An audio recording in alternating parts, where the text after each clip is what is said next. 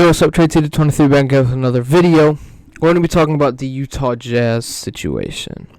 Now, over the past few years, they have been a decent playoff team. Last year, they're number 1 seed. This year, number 5. The year before, I don't remember. They've made the playoffs since Donovan Mitchell came in the NBA, which is 2018. 2018, they beat the OKC Thunder. Carmelo Anthony, Paul George, Russell Westbrook, Steven Adams, Jeremy Grant. They beat that team, which at that team kind of sounds pretty nice. I'm not gonna lie. Russell Westbrook, Paul George, Carmelo Anthony, Jeremy Grant, and Steven Adams. They also had Schroeder and Nerlens Noel off the bench. That's pretty damn good. Like, that's a decent team. If Jeremy Grant was Jeremy Grant back then, I don't know if that team loses, but scratch that. This team exceeded expectations. Not this year, not last year, probably not even the year before in the bubble. 2018-2019, they beat the Thunder, and then they... what did they do? Did they get eliminated in the first round in 2019? Or is that another year they... I forgot. Damn. I think they did lose in the first round in 2019, because they lost... in the first round, 3 out of the last... they lost in the first round 3 out of the last 4 years. 2019, 2020, and this year.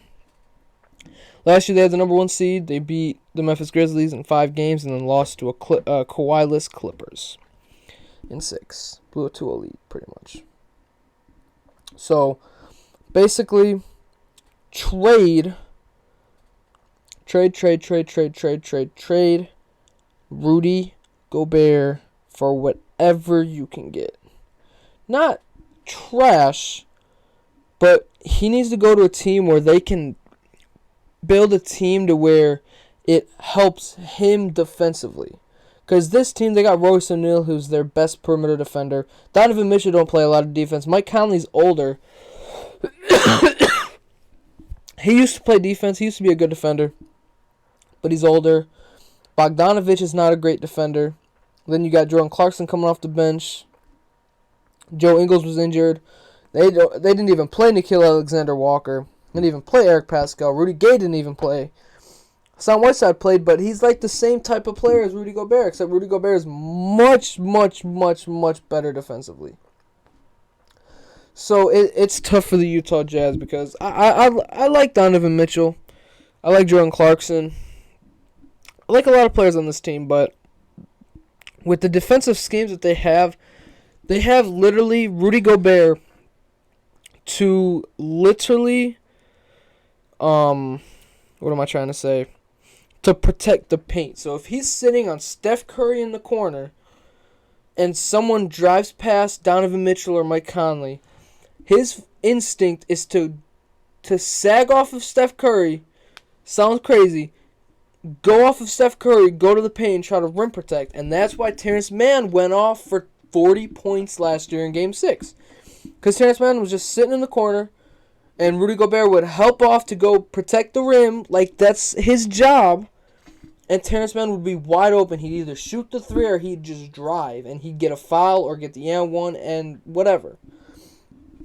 So I think that's a main reason why Rudy Gobert hasn't been as valuable in the playoffs, is because the schemes they hunt Rudy Gobert. Luka Doncic hunts Rudy Gobert. James Harden hunted Rudy Gobert. Jamal Murray hunted Rudy Gobert. Paul George, Reggie Jackson, Terrence Mann, they all hunted Rudy Gobert because he's not a great perimeter defender. He's a great interior defender if they put perimeter defenders around Rudy Gobert. Like, say Rudy Gobert, there's a sign and trade. Robert Williams for Rudy Gobert. Now, he would not be the lob threat necessarily unless he turned into that. I think that'd be a decent fit, except they already have 2 max players. Al Horford's making a near max.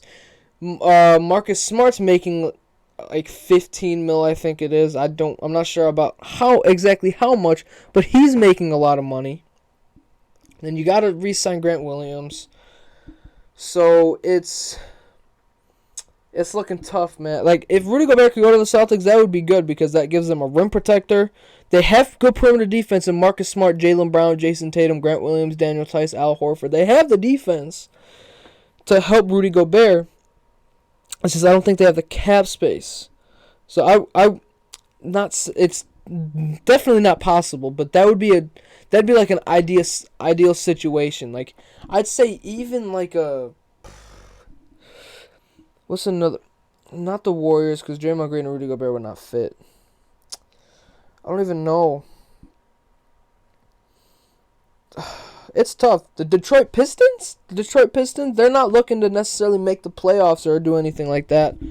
But if they can get a all-star and a great rim protector, and Cade Cunningham's shown he can shoot. Killian Hayes is not an offensive threat, so that changes that. Sadiq Bey can shoot. Jeremy Grant can shoot. Oh, man, it's tough thinking. Like, I'd say the Hornets because they've always needed a center, but he's not the center that they'd want. They want a lob threat. They want an athletic center like a Mitchell Robinson, like a Robert Williams, like players like that. That's the type of player that the Charlotte Hornets would want. Because LaMelo Ball, just throw it up and he'll have the ball on point and they'll just be able to catch the lob. So blow it up. I'm not sure for what. I'm not sure to where. Either trade both of them or just trade Rudy Gobert or just trade Donovan Mitchell. Try to get as much value as you can for your players.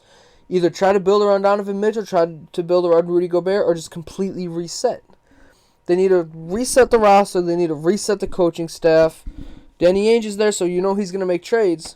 It's looking tough for the Utah Jazz, and I don't even blame Donovan Mitchell for their playoff struggles. Donovan Mitchell has literally done his damn thing. He might have struggled in that game 6 the other night, but I think it was last night. Was it last night? I think it was last night. He might have struggled in that game 6 last night. No, the night before. But I don't blame him at all for their struggles.